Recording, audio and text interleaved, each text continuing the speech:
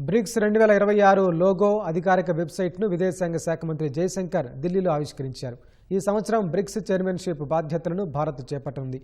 ఈ సందర్భంగా ఆయన లోగో వెబ్సైట్లను ప్రారంభించారు. బ్రెజిల్, రష్యా, భారత్, చైనా, దక్షిణాఫ్రికా కలిసి 2006లో బ్రిక్స్ను స్థాపించాయి. తర్వాత Egypt, Ethiopia, Iran, UAE, Indonesia ఈ కూటమిలో చేరాయి. తామర పువ్వు ఆకారంలో ఉన్న బ్రిక్స్ లోగో కూటమి దేశాల లోతైన వారసత్వం, పునరుజ్జీవనాన్ని తెలియజేస్తోందని కేంద్రం తెలిపింది. లోగోలో రంగులు బ్రిక్స్ దేశాలను ప్రతిబింబిస్తాయని వివరించింది.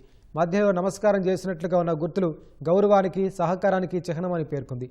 బ్రిక్స్కు భారత సారథ్యం ప్రపంచ సంక్షేమాన్ని ఆకాంక్షిస్తుందని విదేశాంగ మంత్రి జయశంకర్ వివరించారు. రాబో సంవత్సరాల్లో మరింతగా కూటమి విస్తరిస్తుందని ఆశాభావం వ్యక్తం చేశారు. మానవత్వమే ప్రథమం అన్న ప్రధాని మోదీ సూచనల మేరకు బ్రిక్స్ భారత చైర్మన్షిప్ ఉంటుందని ఆయన వివరించారు. బ్రిక్స్ దేశాల మధ్య పరస్పర సహకారం, పునరుజ్జీవం, ఆవిష్కరణలు, సహకారం, పరస్పరం విశ్వాసం, స్థిరత్వం అనే థీమ్తో వ్యవహరిస్తామని జయశంకర్ వెల్లడించారు.